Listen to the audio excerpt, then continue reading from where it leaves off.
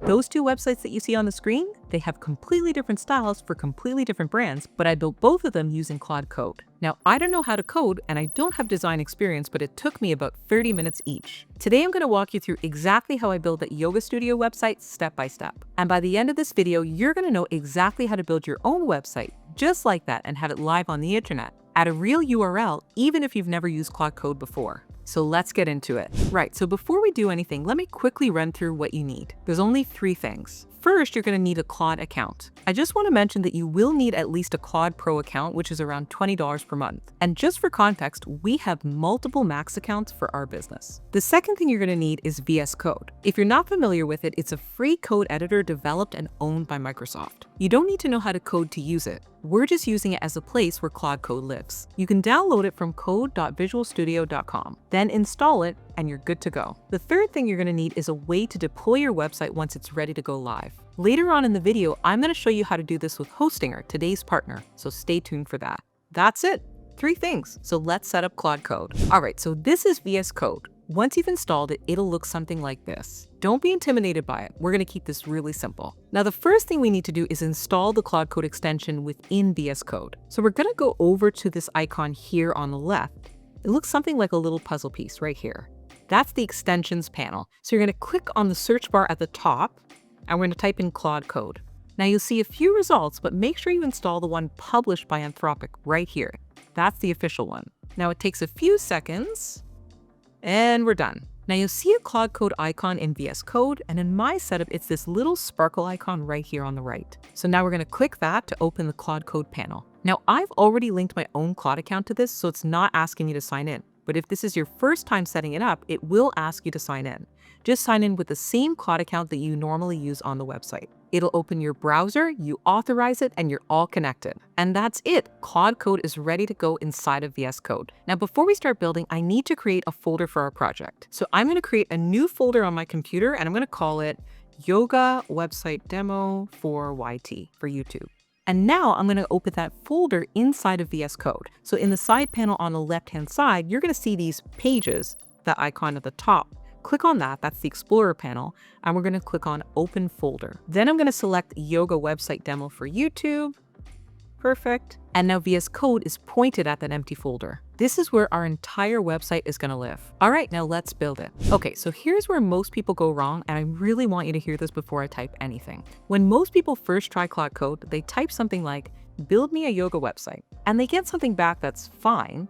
It works, it looks like a website, but it looks like every other AI-generated website you've ever seen. Generic and forgettable. The difference between that and what I showed you at the start of this video is the prompt. And I'm going to break down exactly how I write mine, because once you understand this, you can build anything. There are 3 things that take a prompt from average to genuinely impressive. First, a reference site. So I always give Claude a real website to look at. Not because I want to copy it, but because it gives Claude a quality bar, a design language, a vibe to aim for. Think of it like showing an architect a house you love before they actually design yours. You're not saying build me that exact house, you're saying this is the standard. The second thing is your own visual direction. This is key. So you tell Claude, I like the feel of this reference site, but here's what I actually want mine to look like. Different colors, different mood, different energy. This is what stops your site from looking like a clone and makes it feel original. And the third thing is the real content direction. So what's the brand called? What sections do you want on the website? What should the pricing tiers be? The more specific you are with the structure and content, the less Claude has to fill in with generic placeholder text. And placeholder text is the #1 thing that makes a website look unprofessional and unfinished. Okay, so here's my prompt, and I want you to notice how specific this is. Build a high-end, fully responsive website for Prism Yoga Studios using Next.js, Tailwind CSS,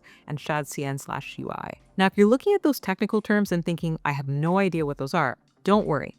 That's just us giving the AI directions on how we want the website to be built under the hood. Then I say use radiantlyalive.com, which is the website I'm using as the reference, as design inspiration, emulating its modern aesthetic, elegant serif headings, etc. Then I give it the color palette I'm looking for, a deep forest green as the primary brand color for the nav bars, buttons, headings, etc. So I'm telling it the vibe I'm going for. And then I'm telling it the exact sections that I'm actually looking for to be on this website, like the hero section, a class schedule, a new to yoga guide, pricing section, etc. Now, before I hit enter, I'm going to do something that I'd highly recommend, especially if you're new to this. I'm going to switch Claude Code into plan mode. In my setup, I do this by hitting Shift and then Tab. But you can also do this by clicking this button right here where it says Edit Automatically, and then selecting plan mode within the drop-down menu. What plan mode does is it tells Claude, before you start building anything, show me your plan first. Instead of just diving straight into creating files, Claude is going to think through the entire project and lay out exactly what it's going to do,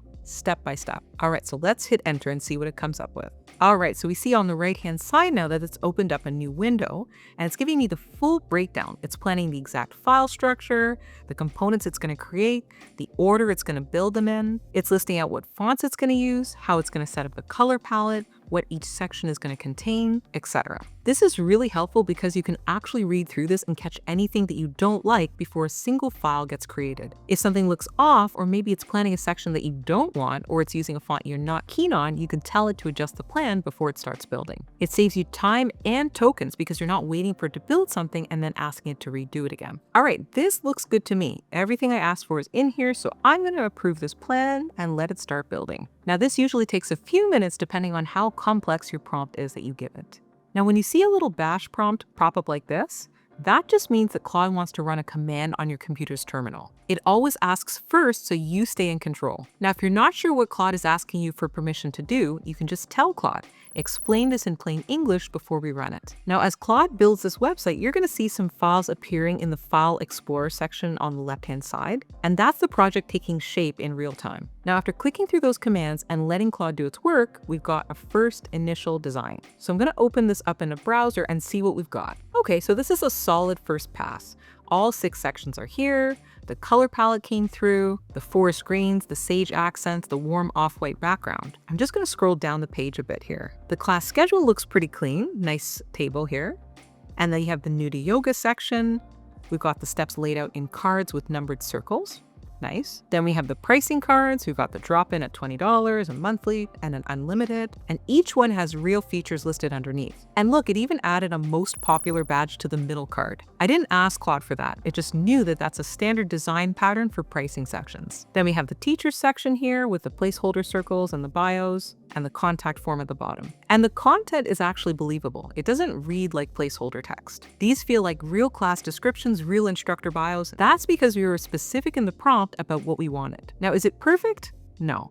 The hero section is just a green gradient right now and there's no image. And of course, the teacher section has these small circle placeholders instead of real photos. But that's exactly how this works. The first build usually gives you the foundation and now we shape it. So this is the part I really want you to pay attention to because this is actually how you work with Claude Code. It's not just one big prompt and you're done, it's a conversation. You look at what it built, you tell it what you want it to change, and it updates it. Small, specific instructions, just a few things at a time. Now, the first thing that's bothering me is the navigation bar at the top. It's white, it just looks generic, and I want it to feel like part of the brand. So I'm going to type, can we make the header of the website green as well and change the font color of the text to white or a light color that would be easier to read? Also, I'm not a big fan of the font that it's using in the hero section, so I'm going to just also say here, also, can we change the font of the text for the main headings and titles to this other font? All right, so here's what it's done. See that? Now you can see the green navigation bar instantly ties the whole color palette together a lot better.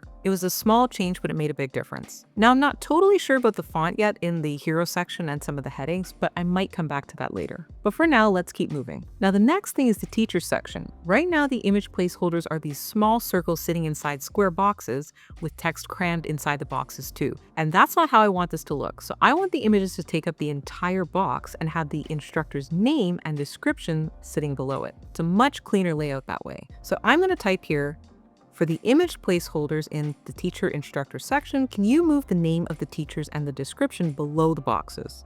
I want the images to take up the entire box, not just the small circles within the box, and remove the small circles. I'm also asking it to make the font in the hero section a little bit bigger. I typically make, maybe 2 to 3 changes at one time, no more than that, because otherwise it gets a little bit too overwhelming. And there we go. See the difference? The placeholder boxes are now full-sized and the names and bios sit underneath. That's a much better layout, and when we add real photos later, those are going to look great. Okay, now the big one, the hero section. Right now, it's a green gradient, which is fine, but I've got this beautiful image of a yoga studio with natural light streaming through the floor-to-ceiling windows and a silhouette of someone in a tree pose. I want that as the hero background, and that's going to completely change the feel of the site. Now, I've already saved the image in my project folder under website images, so I'm just going to type this here.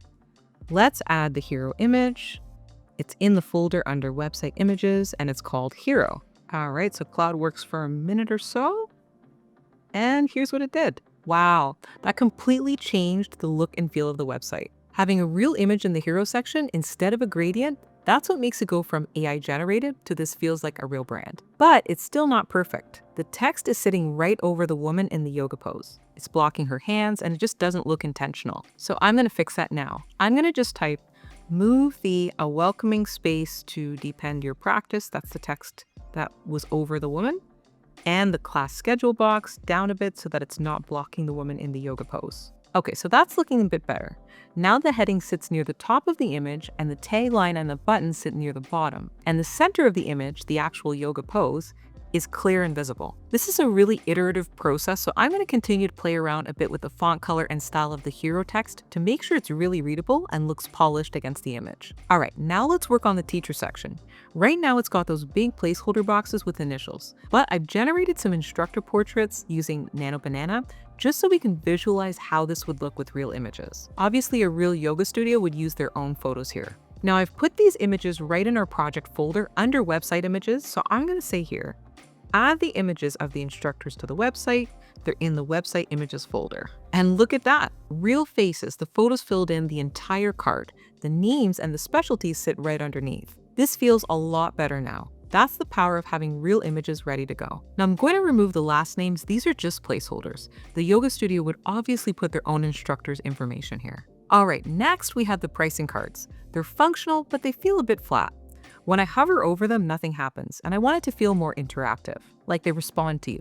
Also, I'm noticing that the most popular badge on the monthly card is getting cut off at the top. So I'm going to fix both of these now. All right, so for this, I'm just going to say here, I'm going to type, for the membership plan section, the monthly box in the middle has the most popular text cut off. Can you fix this? Can we also make sure the box is more dynamic when you hover over it with the mouse? All right, so we'll see what it does. And there you go. See how each card lifts when you hover over it? The shadow deepens and it scales up a bit. And when you move to a different card, the previous one settles back down. And the most popular badge is fixed. So now it sits cleanly in the card instead of being clipped off. Little details like that make the site feel more premium. Now I think it would be nice to have a new to yoga button in the hero section alongside the class schedule button. Because if someone lands on this site and they've never done yoga before, that's probably the first thing that they want to find. It's a natural entry point. So I'm just going to type add a new to yoga button beside the class schedule button. And there we go. Two buttons sitting side by side, both styled the same way, and it gives the visitor a clear choice when they land on that page. Now there's one last finishing touch I wanted to add. I want to add the Prism Yoga logo in the header. Right now it just says Prism Yoga in text, which is fine, but a logo next to it gives it that extra level of polish. Makes it feel like a real business. So I got a logo on a transparent background saved in my website images folder. So I'm just going to type here, can you add a logo for Prism Yoga just to the left of the Prism Yoga text at the top of the page? Use the Prism Yoga logo in the website images folder. And there it is, the logo sitting right next to the brand name in the navigation bar. It's those little details that makes people trust a website the moment they land on it. All right, now here's a quick shot of how the whole website is looking now that we've finished all of those different edits. I think that looks really good and really clean. Okay, so before we can put this live on the internet, we need to get it into GitHub. If you don't have a GitHub account, pause the video, go to github.com and make a free account. It takes 2 minutes. Okay, so I'm going to log into my GitHub account and I'm going to create a new repository for this project. I'm going to call it Final Prism Yoga Studio Site. Then I'm going to go back to VS Code. Now I need to commit my changes that I've made to this project before I can push to GitHub. So I'm going to click on the third icon down within VS Code right here, which is called Source Control. And in the box at the top under Changes, I'm going to type in Final Prism Yoga Studio to commit my changes. I'm saving this to a name that I'm going to recognize in GitHub. Now within Claude Code, I've said, I want to send this over to GitHub. Then Claude asks if I already have a repository. And I do, so I'm just going to tell it the name here, Final Prism Yoga Studio site. And because I've already authenticated VS Code with GitHub once, because I've done projects before, it's going to just handle the rest. So it connects to GitHub, finds the repository, and pushes everything. So now it says done, and it's pushed successfully. So now here's the code link right here in blue. So I'm just going to click on that. And now I can see all of my code right in GitHub. Our entire project right there, the files, everything organized, ready to deploy. Now, the fact that Claude Code can actually help me through this entire process is honestly phenomenal. If you've ever been unsure about how to do something while building with Claude Code, you can just ask Claude directly how to troubleshoot and problem solve. Okay, the final step. This is where it actually goes live on the internet. And this is where today's partner, Hostinger, comes in. Their managed hosting makes it really easy to take what you've built and put it live.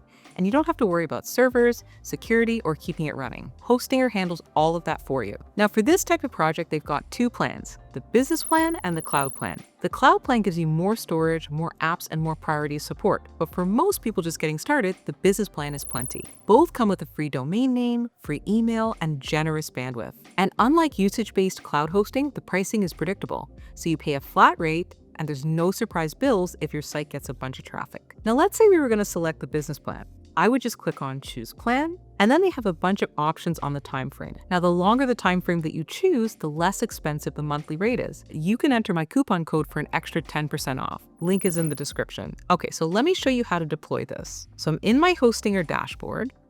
And first, I'm going to select the option to import a Git repository. So now I just connect my GitHub account. And so I'm just going to click on the refresh button at the top and select, there we go, the Final Prism Yoga Studio site repository that Claude Code pushed for us. And here's the really nice part. Hostinger automatically detects that we're using next.js and pre-fills all the correct build settings and root directories for me. So I don't have to configure anything. And all I have to do is just hit deploy, and Hostinger takes it from here. It's pulling the code from GitHub and setting everything up. This usually takes maybe a minute or two. All right, looks like it's done. And there it is. That's live on the internet. Anyone in the world can go to that URL right now and see this. And just like that, we've got a live yoga studio website built by Claude Code, hosted by Hostinger in under an hour end to end. So let's quickly recap what we did. We installed the Claude Code extension in VS Code, which took about 30 seconds. We pointed it to an empty folder. We gave it one really well-crafted prompt with a reference site for quality, our own color palette for originality, and specific content for every section. And the first build was pretty solid, but then we refined it. We pushed the whole thing to GitHub, then deployed it live on Hostinger, connected our repository, and it auto-detected everything, and we hit deploy. If you build your own version of this, seriously drop it in the comments. I would love to see what people make. And if you found this video helpful, please give it a thumbs up. It really helps the channel. And if you want to learn more about how to use AI to level up your work and your life, then click this next video.